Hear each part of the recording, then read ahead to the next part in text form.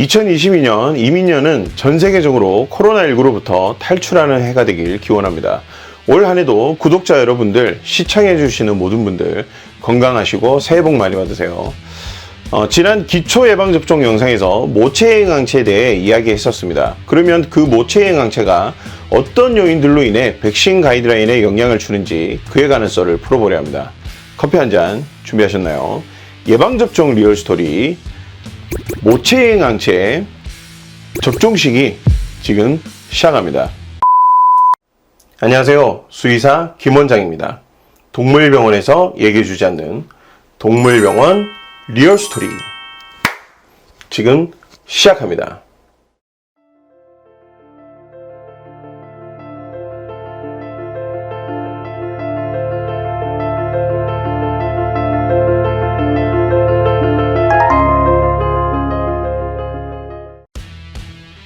어릴 때 접종하는 기초예방접종의 항체를 형성하는 가장 중요한 요소는 어미에게서 받은 모체행항체의 간섭으로부터 얼마나 자유롭게 백신과의 면역 반응을 유도하느냐입니다.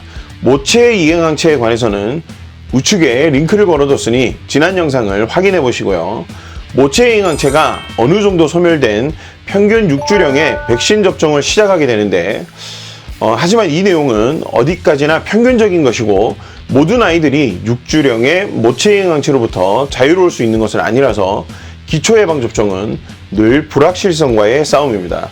이것을 낮추기 위해서는 모체행항체의 최대 소실 시기까지 질병을 차단하는 사양관리와 아이를 방어해주는 모체의 면역력에 대한 검증, 그리고 어린아이들이 적절한 시기에 전문가를 통해 정확하게 백신을 하는 검증된 면역 형성 과정이 전제 조건으로 깔려야 합니다. 이미 미국에서는 이런 과정으로 증명을 했고 그 결과에 따라 현재의 미국 접종 가이드라인이 만들어진 것이죠. 사용관리를 통해 정확한 백신을 했을 때 3회 정도의 예방접종으로 대부분 항체가 형성이 되고 추가로 고위험 지역에서는 모체행항체로부터 완전히 자유로워진 18에서 20주령에 한 번 더 백신을 해서 확실하게 항체를 형성하도록 하고 있습니다. 거기에다 최종적으로 항체가 검사를 통해 확인을 하고 부족한 경우 보완하도록 하고 있죠. 그러면 우리나라의 시스템을 한번 볼까요? 우리나라에서는 강아지 농장에 대한 규제가 없습니다.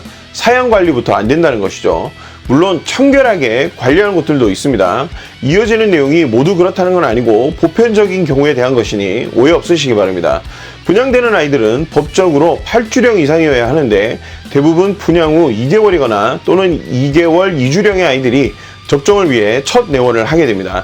2개월령 이상이면 평균적으로 모든 치아가 맹출이 끝나는 시기이기 때문에 보통은 음식을 씹어서 먹을 수 있는데 치아가 거의 없거나 조금 맹출되어 있어서 사료를 불려줘야 하는 아이들을 흔히 볼 수 있습니다.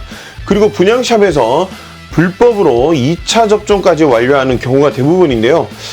사실 수의사의 입장에서 봤을 때 치아도 맹출되지 않은 아이가 검증되지 않은 2차 접종을 하고 왔는데 과연 모체이행항체로부터 자유로운 면역 반응이 되었는지 확인이 불가능하죠. 실제로 이 아이는 전문 브리더에게 3차까지 접종 후 분양되었는데 첫 진료 시 치아 맹출이 완료되지 않은 상태였고 본원에서 5차까지 접종 후 항체가 검사를 진행하였는데 홍역과 파보, 충분한 항체를 형성하지 못했죠.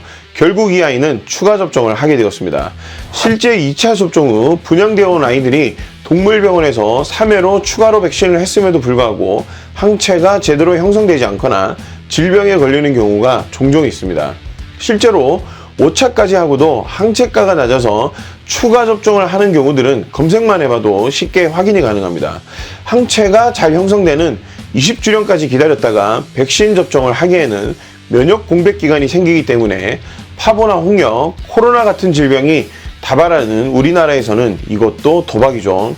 현재 분양샵에서 불법으로 접종되어 오는 2회의 예방접종과 2개월령이라고 내원하는 실제 나이를 가늠하기 힘든 아이들을 앞에 두고 수의사들은 늘 고민할 수밖에 없습니다. 가장 정확한 것은 접종 후 항체가 검사를 통해 검증하는 것인데 사실 비용적인 문제로 생략되는 경우가 허다하죠. 이런 환경들과 질병의 지속적인 발병은 결국 접종 횟수를 늘리는 결과를 만들게 됩니다. 이것을 개선하려면 아이에 대한 정확한 정보와 검증되고 안전한 사양관리, 전문가를 통한 백신 접종과 비용은 조금 들겠지만 항체가 검사를 적극적으로 활용해야만 가장 효율적인 백신을 할 수 있습니다. 이런 요건들이 제도적으로 개선이 되고 질병 발병률이 낮아진다면 분명 우리나라의 백신 가이드라인은 바뀔 수 있습니다. 늘 말씀드리지만 수의사는 이론을 현실에 적용하는 사람입니다. 이 변화를 만드는 건 수의사가 아니라 보호자의 참여와 제도 개선의 의지가 방아쇠 역할을 할 것입니다.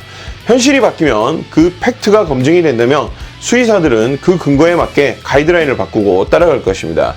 여러분의 참여가 가장 중요하다는 것 꼭 기억하시기 바랍니다.